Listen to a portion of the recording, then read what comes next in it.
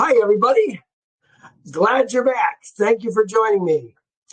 Going through Deuteronomy 18 today. You know, I hate to say it every time, but more problems in Deuteronomy. We've got to understand, if you got this message or this idea in your mind, every word of God is true, and you're talking about the Bible, oh my goodness. We have learned lies.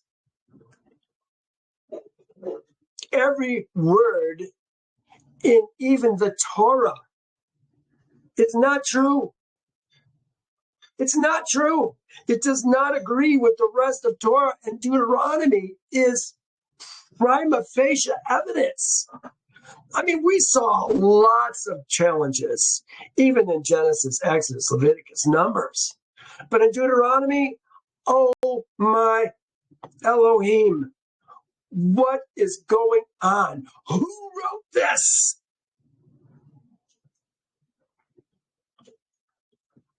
Let's get started. First verse, we got problems.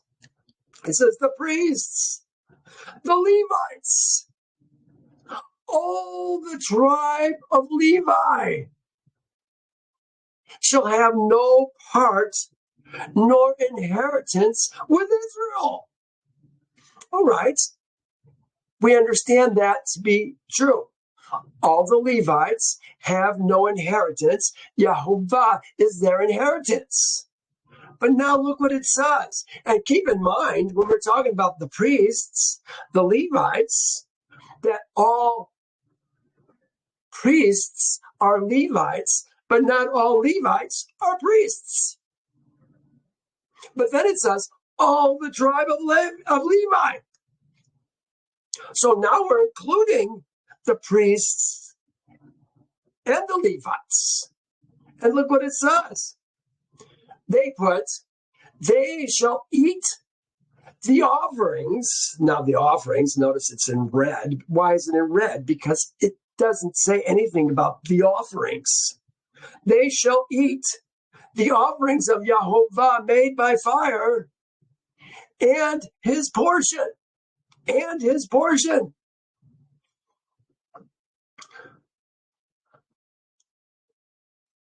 Do the Levites eat anything that has gone into the fire? The answer is no. The priests are the ones who eat things that have gone through the fire. They burnt the fat. And then the priests are going to get the rest of the animal, depending on what it is. If it's a shalamim, they're going to get the breasts. And the priest who does it is going to get the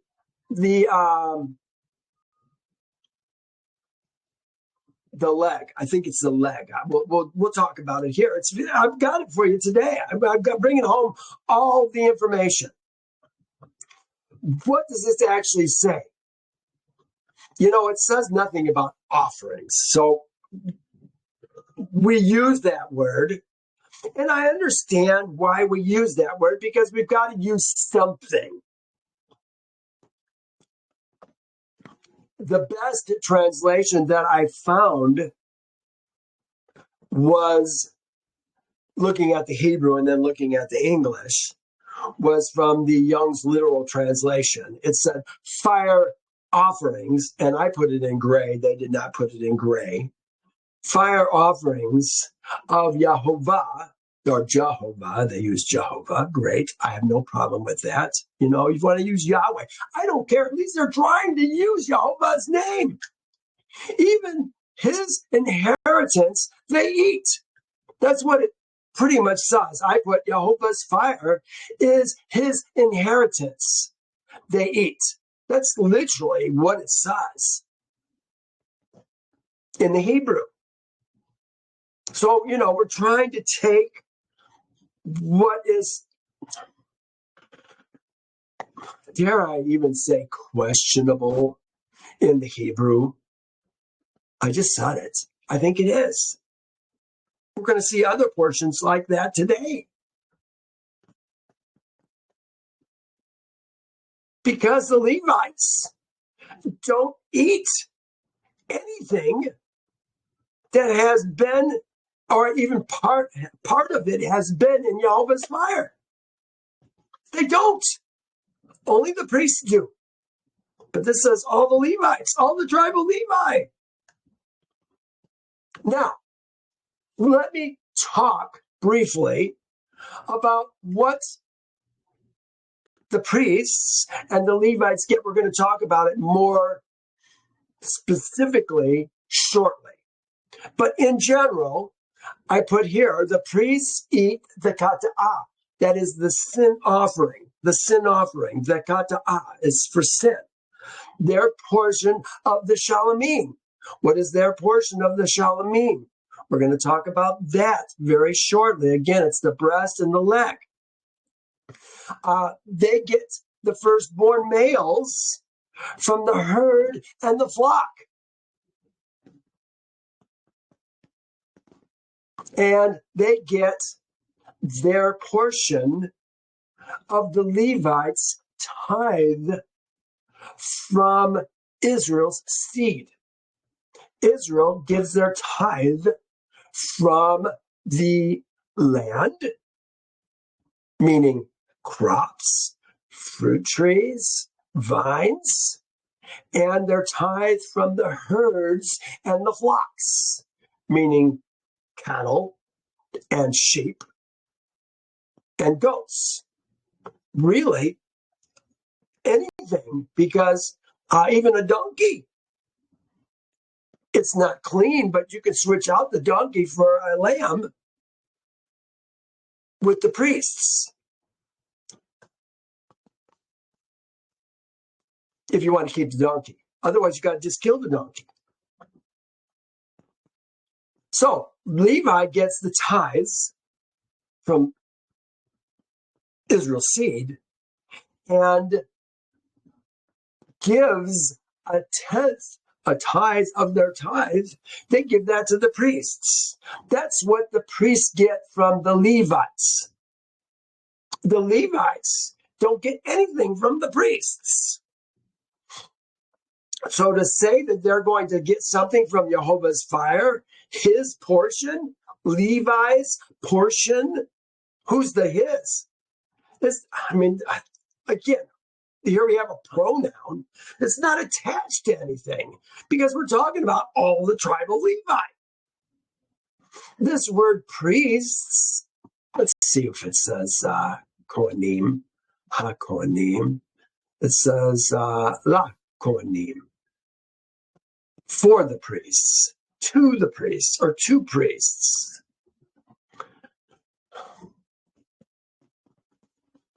Yeah, it's just the way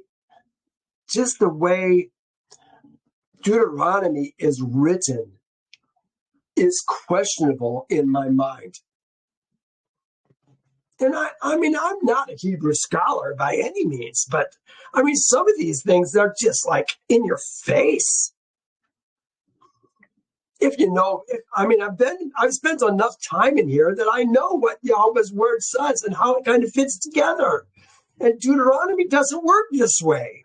Now, here's a verse I pulled out, this is the same verse. This is just how the Hebrew Roots Bible translated. The priests, the Levites, all the tribe of Israel shall have no portion or inheritance with Israel. They shall eat fire offerings of Yehovah, even his inheritance. So they are saying, this is what Deuteronomy is saying, and I think it's good that they put fire offerings and they put it in gray because it doesn't exist. But Israel or the Levites don't eat those things. They don't. Let me continue, verse 2. It says, therefore they, I assume they mean Levi, they shall have no inheritance among their brethren, the rest of Israel's seed. For Yehovah is their inheritance, as he said to them. Okay, That's true. This is true. Both the priests and the Levites are getting their inheritance from Yehovah. The Levites are getting it from the tithe, and the priests are getting it from the animals that are coming to them, and they're also getting a portion of the tithe. They get a tithe of the tithe that comes from Israel's seed. Verse 3, it says, and this shall be the priests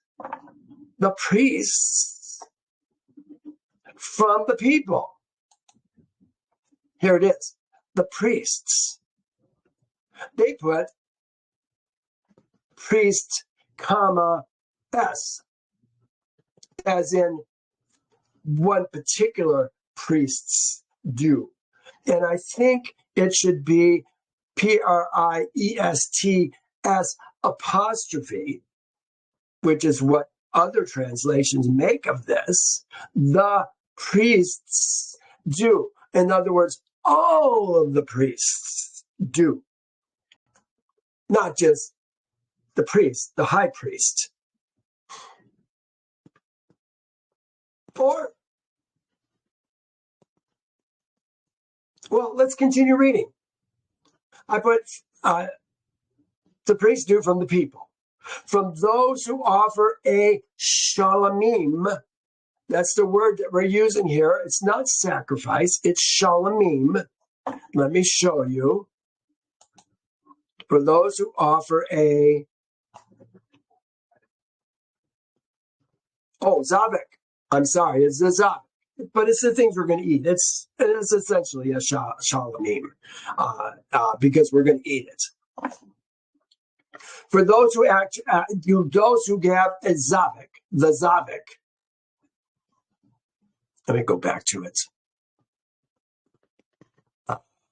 Here we are. For those who offer a zavek, remember, zavek is something that we're going to eat. Whether it is a bull or a sheep, they shall give to the priest. The priest, it says, and this is wrong, it says shoulder and cheeks and the stomach. Does that sound right? What does Yehovah say?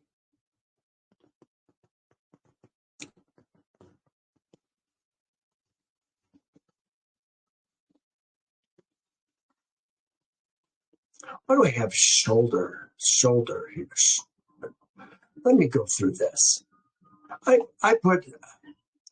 had shoulder in green like it was right, but it's not right. It's the breast. The breast is not a shoulder, but yet I have what happened to the shoulder and the breast. Unless we're talking about, let's go through this. Look, it says, his own hand shall bring an offering made by fire to Yehovah. This is from Leviticus 7. The fat with the breast offering, he shall bring, that the breast may be waved. See, it's the breast. It's not the shoulder. That the breast may be waved before Yehovah. Waved as a wave offering, waved as a wave. I forget what the word is that we use for that, and more in English, that we use as, it's actually a Hebrew word, a wave as a wave offering before Yehovah. The priest shall burn the fat on the altar, but the breast shall be for Aaron's. It says Aaron's and his sons. For Aaron and his sons is really what it's supposed to say. For the high priest and for the rest of the priests. That's who's going to get the breast. It says also the right thigh. So we have a breast and we have a right thigh. Also the right thigh you shall give to the priest as a gift, a heave offering, a present, if you will, from the slaughter of your shalomim offering. So that's why I say, slaughter the zavik of your shalomim offering. He, among the sons of Aaron, who offers the blood of the peace offering and the fat, shall have the right thigh for his part. So what does the priests get?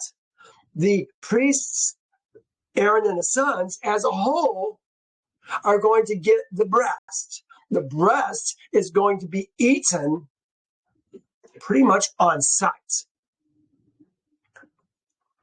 It occurs to me, they must have a shitload of meat that has to be dealt with. You can't possibly eat it all. So what do they do if they can't eat it all? I bet it just goes into the fire. Not this fire, but the fire that's outside the camp. It's going to have to be dealt with. You can't just leave it lying around. He says, the breast of the wave offering, I'm down in verse 34 now, the breast of the wave offering and the thigh of the heave offering I have taken from Israel's seed, from the slaughters of their shalomim. And I have given them to Aaron the priest and to his sons. See, now it's Aaron the priest. What did it say up there? It said Aaron's. Shall be Aaron's. That's right. It's possessive. Shall be Aaron's and his sons. That it was written perfectly. I just was not thinking correctly. I'm sorry. It shall be Aaron. I have given them to Aaron the priest and to his sons from Israel's seed as a statute forever. Statute forever. Statute olam is what ever is. Ad olam, forever. It's actually two words. I put what happened to the breast and the thigh. Really, let's do this correctly. I'm going to fix this right now. What happened to the breast? The breast. What happened to, I'm sorry, I got it in the wrong spot. What happened to, come on. What happened to the breast?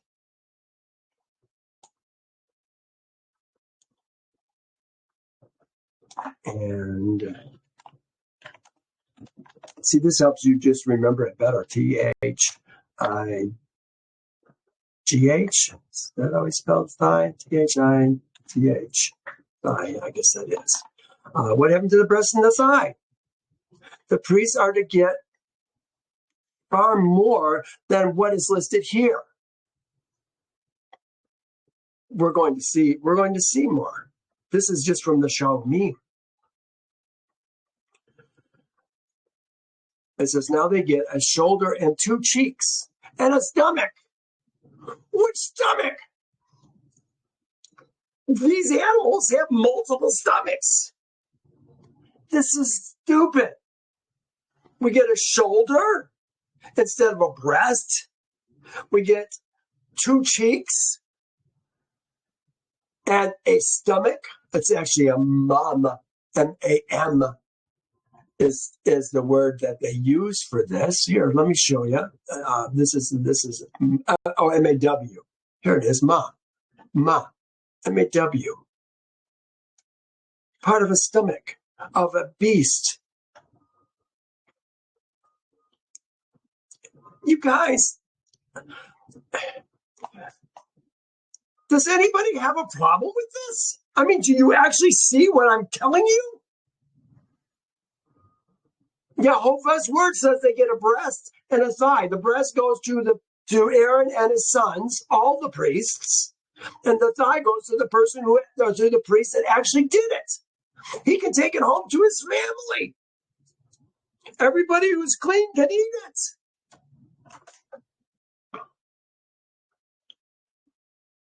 Here, this is Leviticus 7. It says the trespass offering.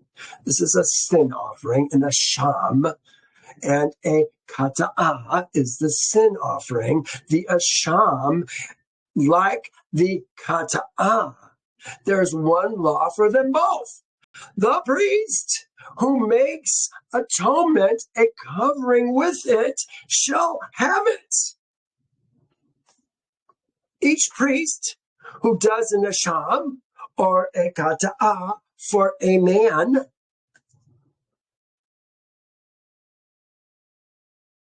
is going to get that animal. He gets to take it home. It's what his family eats. Doesn't go to any of the Levites who aren't priests. Let's say it that way. Yet, what do we see here?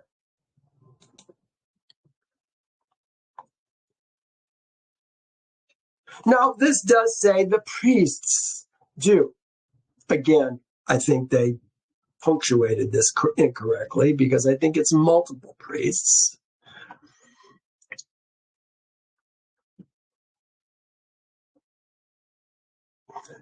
Let's go to 4. The first fruits of your grain and your new wine and your oil and the first of the fleece of your sheep you shall give to him. Now it says him. Isn't it them? It's not going to the high priest. It's going to all of the priests. I mean, maybe this is just a little thing, but we've got to deal with this. All these little things, they add up. What do I have here? I put, what about the firstborn of the herd and the flock? The first fruits of the grain and the new wine and your oil, the first of the fleece of your sheep, you shall give to him. They don't say anything. In here, we're talking about the priests. It doesn't say anything about the firstborn of the herd and the flocks. Yet look at this. Let me read it. You shall not delay to offer the first of your ripe produce. This is in agreement with what we're seeing right now. And your juices. The firstborn of your sons you shall give to me. Now, how do we give that? We're going to redeem our sons, and the priests are going to get the redemption price. Exodus 23:19. The first fruits of your land you shall bring unto the house of Yehovah your Elohim. Now, they said, you shall not boil it. We don't need to even worry about that. We're looking at the first part of this right now. Speak to Israel's seed. Say to them, when you come into the land, which I give to you, and reap its harvest, then you shall bring a sheaf of the first fruits of your harvest to the priest. We're talking right here about Passover and the barley sheaf in particular. The next verse is about the Shavuot. You shall bring from your dwellings 2 wave loaves of 1/10 of an ephah. They shall be fine flour. They shall be baked with leaven. They are the first fruits to Yehovah. This is talking about Shavuot and the wheat harvest. This is what we're going to bring to Yehovah. Bread. Leavened bread. Now, I want to read this. This is 18:12 through 24. It's a little long, but again, let's get this right. I want to expose Deuteronomy because they're not giving it to us straight. Here it is, 12 through 24. All the best of the oil, all the best of the new wine, the grain, the first fruits, which they bring to Yehovah, I have given to you. Who's you? Aaron and his sons. Whatever ripe fruit is in their land, which they bring to Yehovah, shall be yours. Yours, again, the priest, that's why it's in that color. They shall have equal portions to eat. besides what comes from the sale of his inheritance. Oh, that's back to Deuteronomy. Shall be yours. Everyone who is clean in your house may eat it. Again, this is the first fruits that they're talking about. But now look what it says. Every devoted thing in Israel shall be yours. So devoted things, those are things that are being given, I think, to Yehovah, are going to go to the priests. What did I say on here? I've got my notes.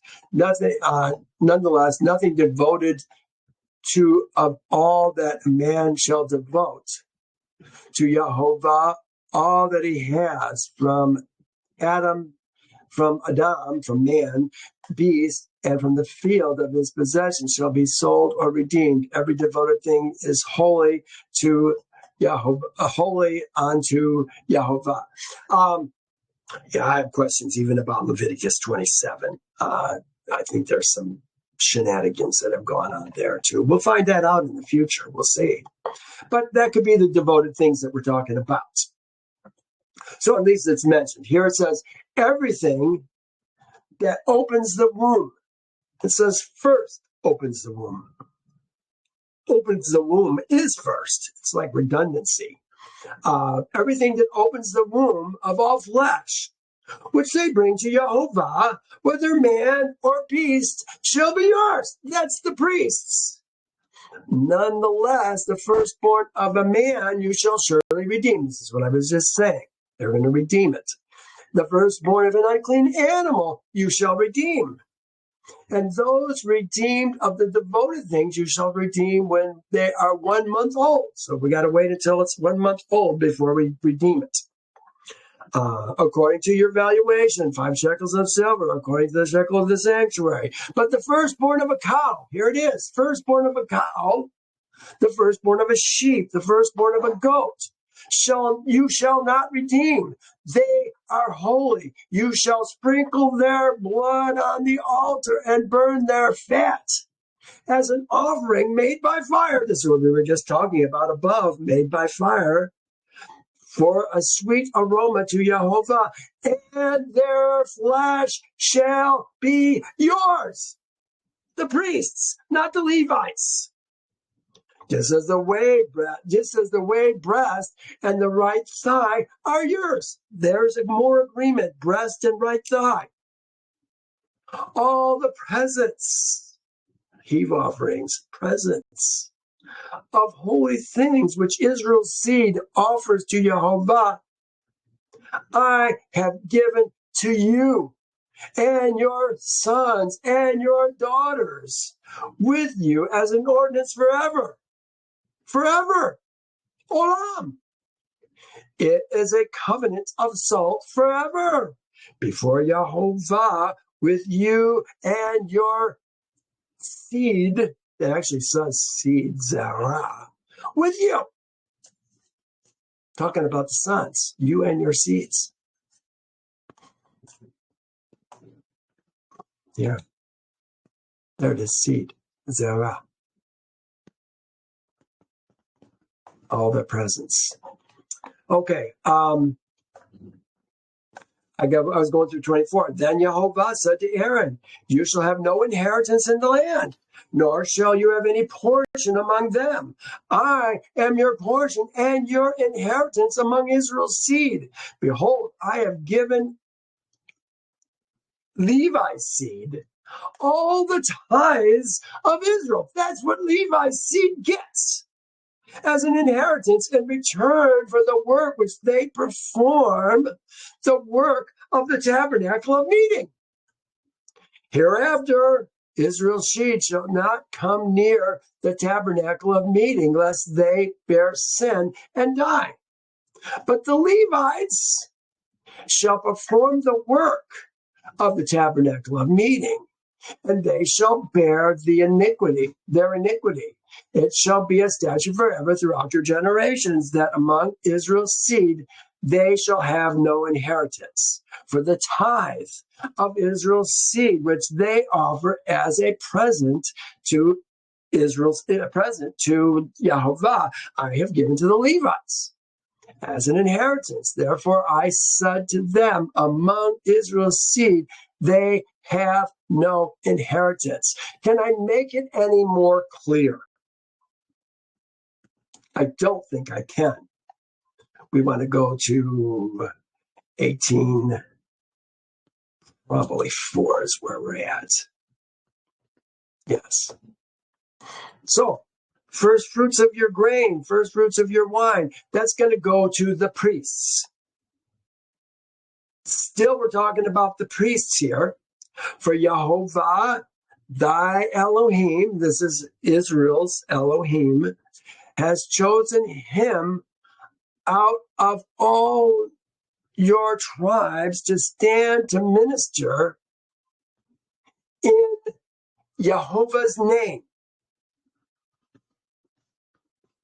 Him and his sons. Okay? They minister in Yehovah's name. They're the only ones that can touch the laver. They're the only ones that get to touch the altar, the bronze altar. Of course, all the things on the inside the tabernacle as well. The Levites don't touch that stuff. They are ministering in Yehovah's name. They are, the high priest is the,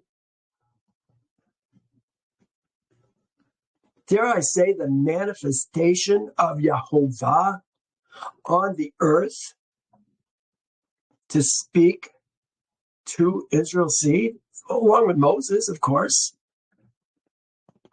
But you bring it to the priests, you bring it to Yehovah, it's given to the priests. You got a question for Yehovah, you ask the high priest. He uses the Urim and the Tumim, the two stones in his breast, to answer your questions. We see lots of that happening in Torah. Well, not in Torah. We see it in Samuel and Kings, Chronicles, Samuel.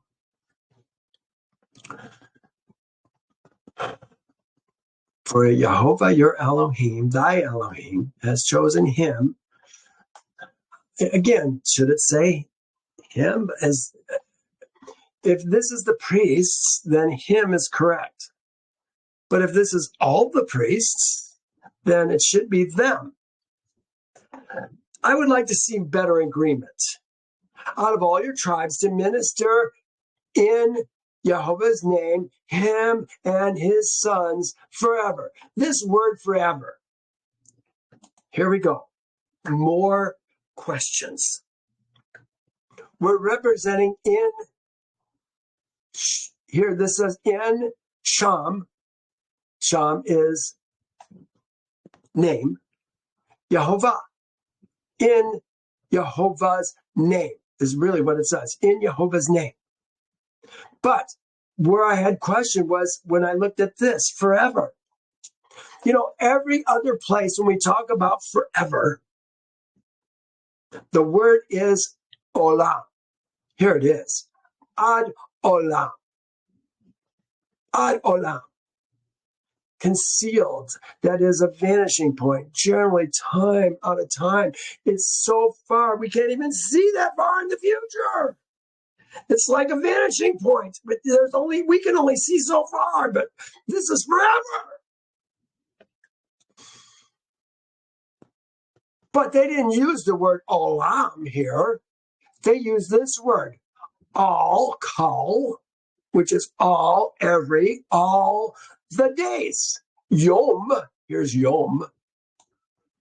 Well, actually, just the two words, yom. This is yom right here. Come on, Michael. Get it. Come on. Yeah, that's yom. Okay, here it is right here, yom. Oh, you probably can't see it. I'm not going to worry about it. It's yom. This is yomim. Yomim. All the days.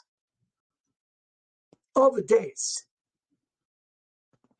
Why does it say all the days here and everywhere else where we're talking about forever, it says ad olam? See, you wouldn't catch this if you didn't. I mean, I see this everywhere.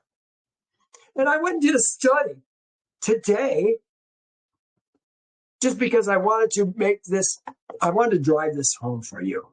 Ha Yomim is used a few times in the scriptures, but never as forever.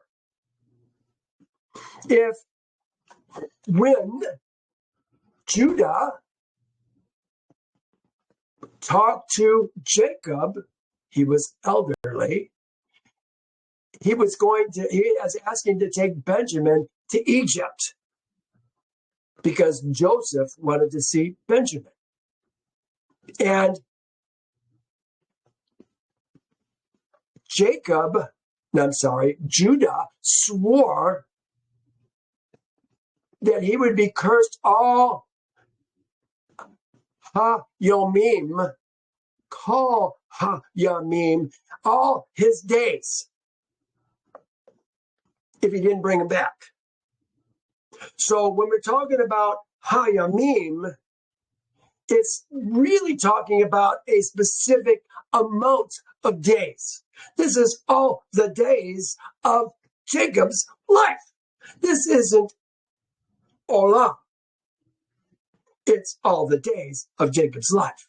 Another place it's used when it says all the days, all ha-yamim, that you spied out the land, you're going to be in the wilderness for 40 days. So this was a specific amount of days that we did ha-yamim. Do you see the point here? One has to do with everlasting, going down the road, and one has to do with a specific amount of days for a person, for what happened during a certain time. When they talk about the 7 days of the Passover, of the unleavened bread, ha-yamim. But here's ad olam. Every other place, practically every place in the Torah, it says olam when we're talking about forever. Here's a great example. And you shall observe this thing, talking about putting the blood of the Passover lamb on the door, on the top of the door and the sides of the door. You shall observe this thing as an ordinance for you and your sons. He's talking to Israel's seed, his Ezra men.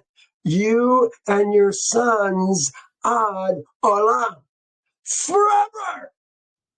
There is no end, no vanishing point. Now, why do I say this? Because they used the wrong stinking word. And that bugs me. Something is wrong with Deuteronomy. We see it every week. These last few weeks, it's crazy. And we're not done with today's lesson. Look at this. Verse 6. So if the Levite comes from any of thy gates, please, you're killing me. Do Levites come from any of Israel's seed's gates? The answer is only in Deuteronomy. Except for the next chapter. We're going to talk about Levites and their cities and the cities of refuge. The Levites have 48 cities for themselves and the land that goes around them. They don't live within our gates.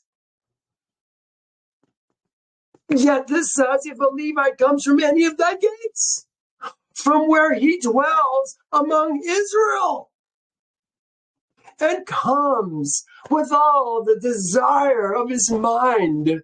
All the desire of his mind. Where does this even come from?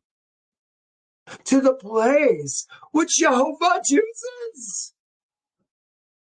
Then he may serve in the name of Yehovah, his Elohim, as all his brethren, the Levites, do. This is stupid. Is he different from all the rest of the brethren of the Levites who stand before Yehovah? Again, do the Levites stand before Yehovah? This up here, when we were talking about ministering in the name of Yehovah, him in a sense forever. Now we're talking about the Levites who stand, well, here they said, serve in the name. Serve in the name. Isn't that what it just said? Serve in the name. Who stand to minister in the name. Okay, there's ministering in the name. This is serving in the name. Serving in the name of Yehovah, his Elohim, as all his brethren do. Does it matter if he has the desire of his mind to the place, all the desire of his mind? Or does he do it just because he's a Levite? Whether he has a desire of his mind or not. This makes no sense. Then he shall serve in the name of Yehovah, as all his brethren the Levite do, who stand before Yehovah. Now look what it says. They shall have equal portions to eat. Are we talking about the priest's food? It appears that we are. Besides what comes from the sale of his inheritance. What is that? Remember, the tithe is the inheritance of the Levites. And we're talking about, so if a Levite, we're talking about Levites right now.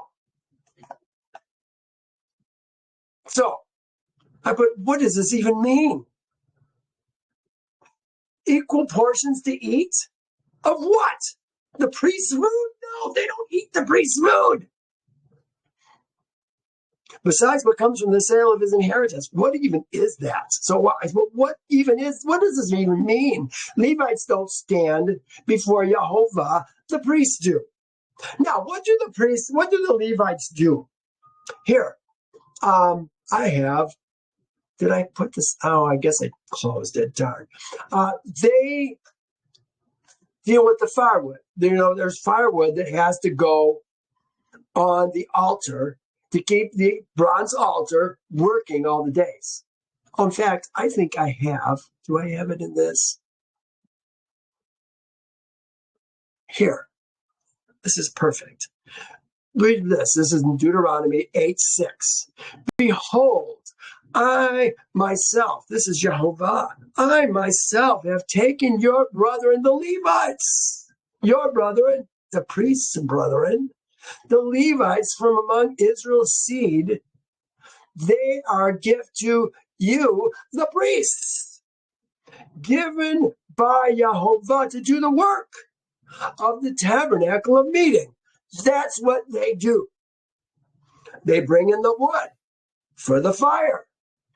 The priests take off the ashes, probably put them in a wheelbarrow, and the Levites go dump the wheelbarrow. They guard the door. In the laver, they bring water in a specific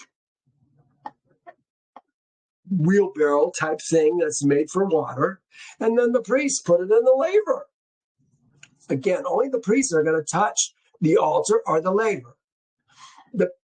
The Levites guard the door to keep ladies from coming in and unclean men and Gentiles from coming in to the tabernacle. They likely play instruments in the tabernacle for ambiance. They likely help men. I did say men. There are no ladies there. Only a man can bring a skata'ah, a shem, a shalamim, different kinds of shalamems, thanksgiving, vows. All those are shalamems. They can bring that in there, and then the priest can help them slaughter those animals. The priest can help them get the cut that they need to give to the priest, the breast and the thigh, along with the rest of the animal. They can bring the blood. They can drain the blood into the bucket or whatever they're going to use. Give it to the priest. The priest pours it out on the altar. That's what the Levites do. They're helping the priests. They are their brethren. It says, I myself have taken the priests from among the children of Israel. They are given to you, the priests, given to you to do the work of the tabernacle of meeting.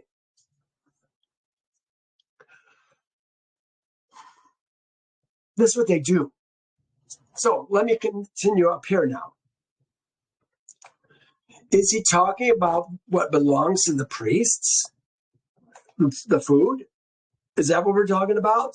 How do the Levites receive their portion? Portion of what?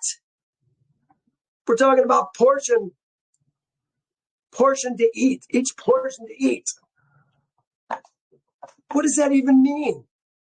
Where do Levites live? This says a Levite comes from any of your gates. Levites don't live in our gates, folks.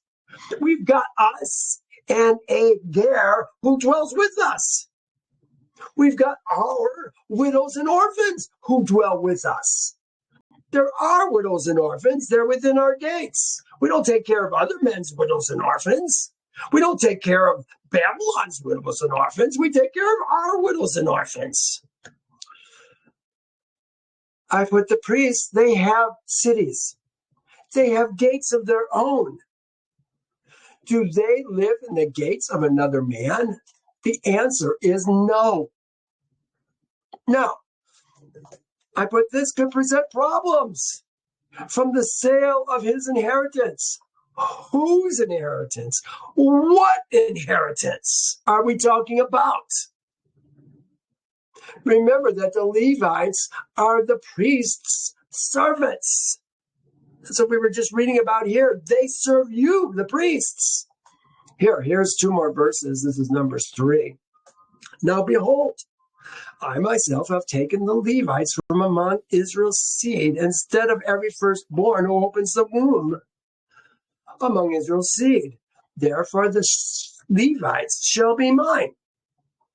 Remember, if they're Yehovah's, they're the priests, because the priests are in Yehovah's place.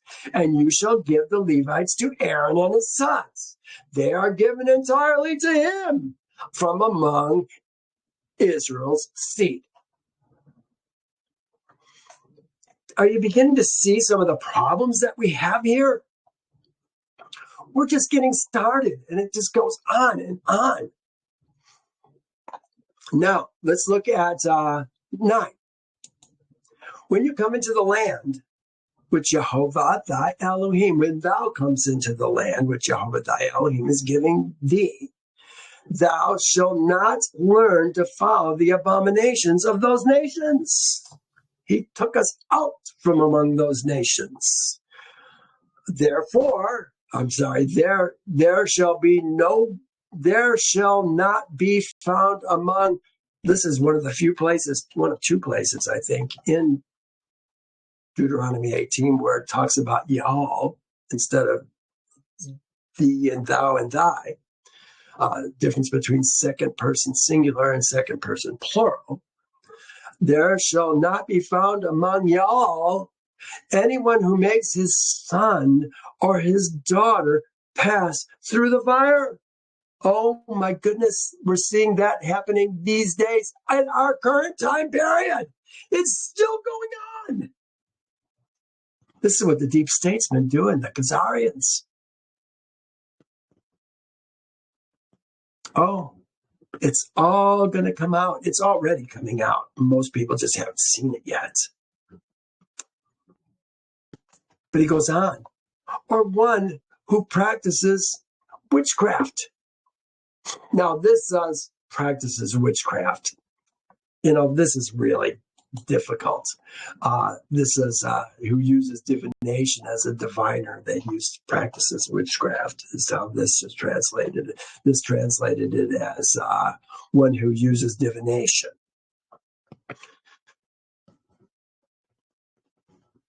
One of my trusted commentaries, here's commentaries, I use the TSK all the time. It's the only commentary I use because it generally just relates verse to verse, line upon line, precept upon precept, here a little, there a little. That's how you learn Yehovah's words. But here, unusually, TSK, Treasury of Scriptural Knowledge, actually puts something into a paragraph, which they rarely do. I think it's interesting, since the precise import of the terms here used to express these unhallowed, unholy practices cannot be clearly ascertained. So true. What does this even mean? They're translated differently everywhere. He that uses divination, kasayim or kesamim, seems a general term of the various species, they say species, after specified. I think he's talking about all the things that he's about to mention. This is kind of an overview of all the things that he's going to mention. And I think that might be a correct way of looking at this. It's kind of like all the food, whether it's animals or birds or fish or bugs. Animals is kind of the big thing, and this is divination is the big thing here with all these subcategories. I think that's what he's saying here. One who pretends to foretell the clouds, planets, is the menomim, something like that. One who pretends to foretell the clouds, the planets. Is it like an astrologer, perhaps? I don't know, maybe. An enchanter, a diviner, either by means of serpents or by inspecting entrails of beasts, the flight of birds. One of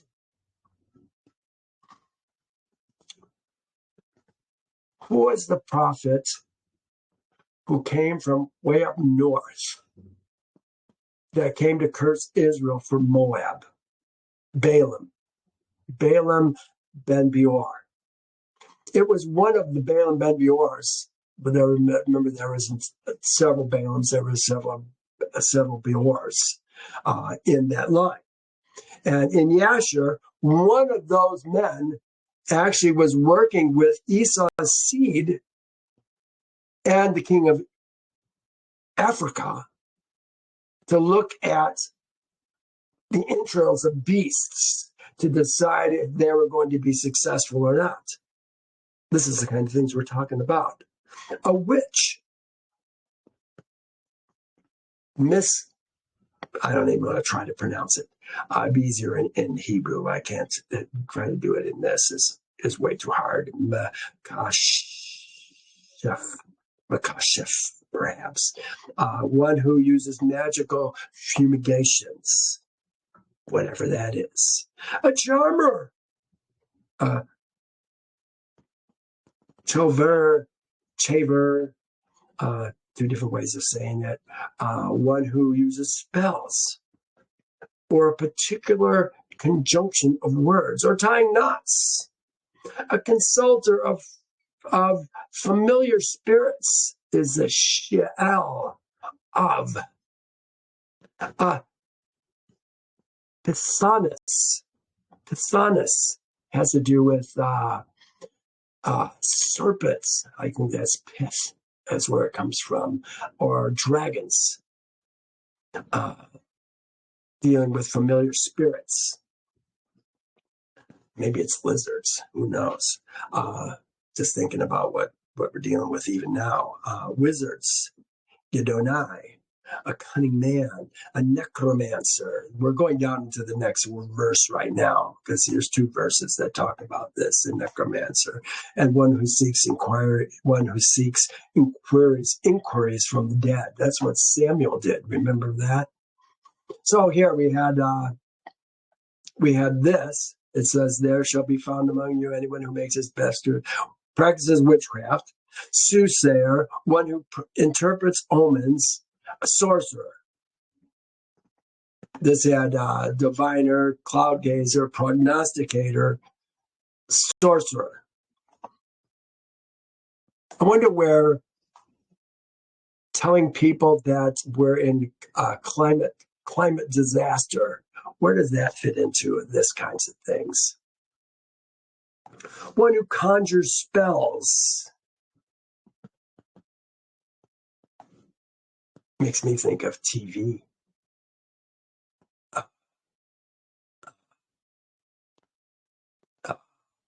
Newscasts. A medium, a spiritist, one who calls up the dead. That's what was going on with Saul. Here it is. Let me just read it to you. When Saul saw the army of the Philistines, he was afraid, and his heart trembled greatly. And when Saul inquired of Yehovah, Yehovah did not answer him, either by dream or by Urim. Remember the Urim and the Thummim from the priests, or by the prophets. Then Saul said to his servants, find me a woman who is a medium, that I may go to her and inquire of her. And his servants said to him, in fact, there is a woman who is a medium in Endor. So Saul disguised himself and put on other clothes, and he went to the 2 men with him. And they came to the woman by night, and he said, please conduct a seance for me to bring up for me the one I shall name to you. And the woman said to him, look, you are Saul. I said, no, he says, look, you know what Saul has done. She didn't know it was Saul yet. And the spiritists, what Saul has done, how he has cut off the mediums and the spiritists from the land. Why then do you lay a snare for my life to cause me to die? And Saul swore to her by Yehovah. He's using Yehovah's name for the spiritists. And Yehovah lives, no punishment shall come upon thee for this thing. And the woman said, whom shall I bring up for you? Thou. And he said, bring up Samuel for me. Yeah, this is what we're talking about. I have a problem with this, and I think this agrees with other portions of Torah. For all those do such things are an abomination, because of the abominations, Yehovah the Elohim drives them out from before you. Yeah, we want to keep the place clean. Faithful to Yehovah. Thou shalt be blameless before Yehovah thy Elohim. For these nations which you will dispossess, which thou will dispossess, listen to soothsayers and diviners. But as for thee, Yehovah thy Elohim has not appointed such for thee. Almost done. Then Yehovah thy Elohim. No, I'm sorry. Yehovah thy Elohim will raise up for thee a prophet like me. Yehovah. He's quoting this. It's under quotes. Why is it under quotes? None of the other stuff is under quotes. Yehovah thy Elohim will raise up for thee, who's thee, Israel, I suppose, like me, Moses, from thy midst, from thy brethren, him thou shalt hear. So where is the prophet going to come from? The brethren. According to all thou desired of Yehovah thy Elohim in Horeb. So now we're going back to Horeb. According to all thou desired of Yehovah thy Elohim in Horeb, in the day of the assembly, saying, let me not hear the voice. Let me not hear the voice of Yehovah my Elohim, nor let me see the great fire that is anymore. Let us not see the great fire anymore, lest I die. That's what we saw. He's speaking for the man who said it. Don't let me see it. And that's what they said. They were afraid. They heard the 10 Commandments. They said, we don't want to hear anymore. You just find out what we're supposed to do. And Yehovah was okay with that. In fact, I think I've got that in there. But look what he says. Lest we die. 17. And Yehovah said to me, what they have spoken is good. Yeah, he did say that. But look at this. This is still in the quotes. And Yehovah said to me, what they have said is good. Now it says, I will raise up for them a prophet like thee from among thy brethren. Again, it's from among the brethren.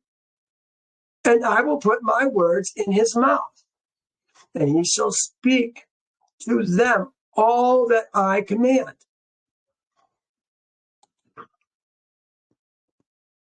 Here's what it said on the mountain. This is 20. You shall speak with us, and we will hear. Yeah. Then they said to Moses, thou shalt speak with us, and we will hear. But let not Yehovah speak with us, lest we die. Here's Deuteronomy 5. So this was this was Exodus, the account, the 10 Commandments, and what was said right after the 10 Commandments. This is the same stuff in Deuteronomy. Then Yehovah heard the voice of your words when you spoke to me. And Yehovah said to me, I have heard the voice of the words of this people, which they have spoken to you, to thee. They are right in all that they have spoken. Oh, that they had such a heart in them that they would fear me and always keep my commandments, that it might be well with them and their sons forever. Does that say anything about I will raise up for thee a prophet? No. Yehovah did not say these words at the mountain. He didn't say them. But this says they did. Here's Jeremiah 23. Woe to the shepherds who destroy and scatter the sheep of my pasture, says Yehovah. Therefore, thus says Yehovah, Elohim of Israel. Israel's Elohim. Against the shepherds who feed my people. You have scattered my flock, driven them away, and not attended to them. Behold, I will attend to you according to the evil of your doings, says Yehovah. Is this what pastors are going to be in for? But I will gather the remnant of my flock out of the countries where I have driven them and bring them back to their folds, and they shall be fruitful and increase. And I will set up shepherds. Could this be what we're talking about? Again, it seems like we're being set up here for maybe something that's going to happen in the future, maybe in the very near future, perhaps. I will set up shepherds over them who will feed them, and they shall fear no more, nor be dismayed, nor shall they be lacking, says Yehovah. I've often talked about the 144,000. I think there's men, perhaps like me, who have partaken in the Passover, who are diligently learning Yehovah's words, who he's going to use to shepherd some of these people. I often felt like they were probably the 144,000, but again, that is even a New Testament idea. So I had to kind of drop that idea. It's still in my blog, But I had to kind of drop that because what I see happening is Yehovah coming back and says, the dead, in Isaiah 26, the dead shall rise. With my dead body, they shall rise and rejoice. Could it be some of those that he's going to use as shepherds to shepherd the people? Just thoughts. I don't think it's 144,000. I think there's going to be certain men that Yehovah is going to use. Are they going to be men who are raised from the dead? Perhaps. Are they going to be men like me? I pray so. That would be great. I'm willing. What does Yehovah said in Isaiah? I'm having a challenge catching it right now. Here I am. Use me. Yeah. All right. And here we're continuing with the same idea, the prophets. And so it shall be that whoever will not hear my words, which he speaks in my name, whose name? Yehovah's name, I will require it of him. But remember, only the words in his name. There's no place in Deuteronomy where Moses says, thus says Yehovah. I know these, no place in Deuteronomy where it says, thus says Yehovah. Speak to Israel's seed and say to them, thus says Yehovah. Nowhere in Deuteronomy does it say that. I put not Yeshua's name, Yehovah's name. Now, here's 20. But if the prophet who presumes to speak a word in my name. You know what? I don't see many prophets or people who are saying they're prophets speaking words in Yehovah's name, who are especially from among the brethren, which I have not commanded him to speak, or who speaks in the name of other Elohim. How about